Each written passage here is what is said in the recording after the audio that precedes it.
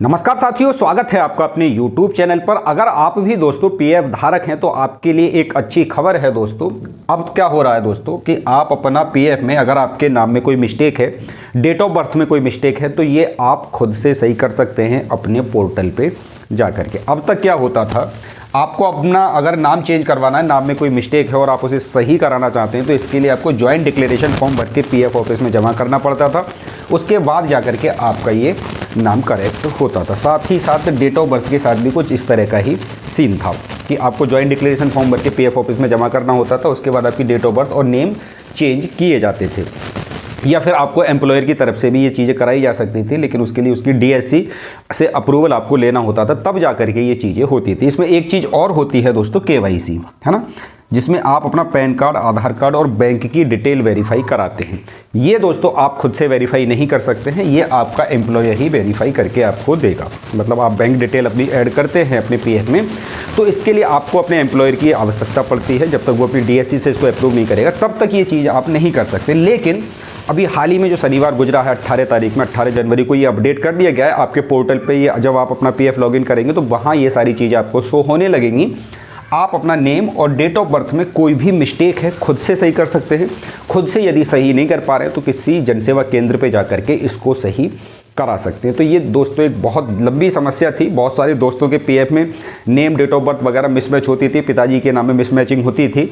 तो ये करने के लिए आपको पीएफ ऑफिस के चक्कर, अपने एम्प्लॉयर के चक्कर, बहुत कुछ दोस्तों मगजमारी यहाँ पर करनी पड़ती थी। लेकिन अब इन दोनों चीज़ों से आपको निजात मिल गई। आप ये न्यूज़ भी देख सकते हैं दोस्तों, यहाँ पर साफ साफ बता दिया गया। चलिए मैं आपको डिटेल में इस न्यूज़ के बारे में बता देता हूँ, जिससे कि आप और अच्छे से इन चीज़ों को समझ पाएँ। आगे हम बात करेंगे कि हम नाम में या डेट ऑफ बर्थ में कोई मिस्टेक है तो मैं उसको बिल्कुल आपको ऑनलाइन करके दिखाऊंगा कि कैसे हम इसको चीज़ को सही कर सकते हैं। यदि आपको पीएफ से संबंधित कोई समस्या है और आपको समझ में कुछ नहीं आ पा रहा है, तो मैंने नीचे डिस्क्रिप्शन में व्हाट्सएप नंबर दिया हुआ है, उस पर जा करके आप अपनी समस्या बता सकते हैं, जिससे कि उसका निस्तारण आराम के साथ हो सकेगा।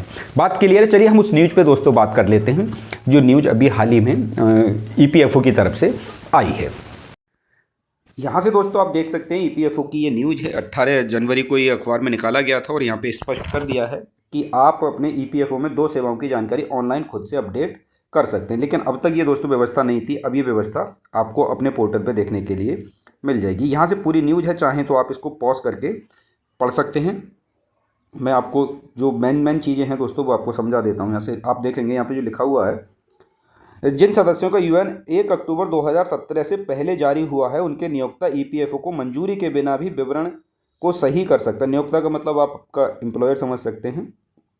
केवल उन मामलों में जहां यूएएन को आधार से नहीं जोड़ा गया है, वहां किसी भी सुधार को नियोक्ता के समक्ष भौतिक रूप से प्रस्तुत करना होगा तथा सत्यापन के बाद मंजूरी के लिए ईपीएफओ को भेजना होगा। बात क्लियर है। 17 मतलब 1 अक्टूबर 2017 से पहले के बाद अगर आपका यूएएन जनरेट किया गया है और आपका आधार लिंक है आपके यूएएन पे, मतलब आपके पीएफ में आपका आधार लिंक है, तो ये दोनों जानकारी आप खुद से अपडेट कर सकते हैं।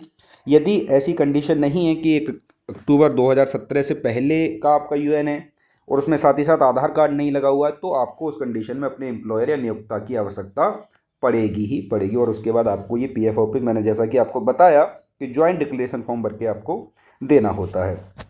यहाँ तक क्लियर हो जाती है। इसके अलावा और भी चीज़ें हैं दोस्तों, यहाँ पर आप देख सकते हैं, पढ़ सकते हैं खुद से भी।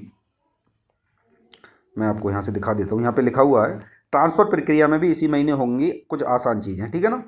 तो ये सब कुछ बहुत अच्छा हो गया दोस्तों। आप इसको वीडियो को पॉज करके सारी चीज़ें अच्छे से पढ़ लेना। अगर आपको कोई दिक्कत है, तो जैसा कि मैंने आपको बताया कि फिर भी आपको कुछ समझ में नहीं आ रहा है और आप अपनी समस्या से जूझ रहे हैं दोस्तों, तो मैंने इस वीडियो के डिस्क्रिप्शन में लिंक दे दिया, आप उस पर जा कर के भी मुझसे बात कर सकते हैं और मैं जो भी संभव रास्ता आपके लिए हो सकेगा वो आपको बताने की कोशिश करूंगा, क्योंकि मैं भी ईपीएफओ से ही जुड़ा हुआ हूं।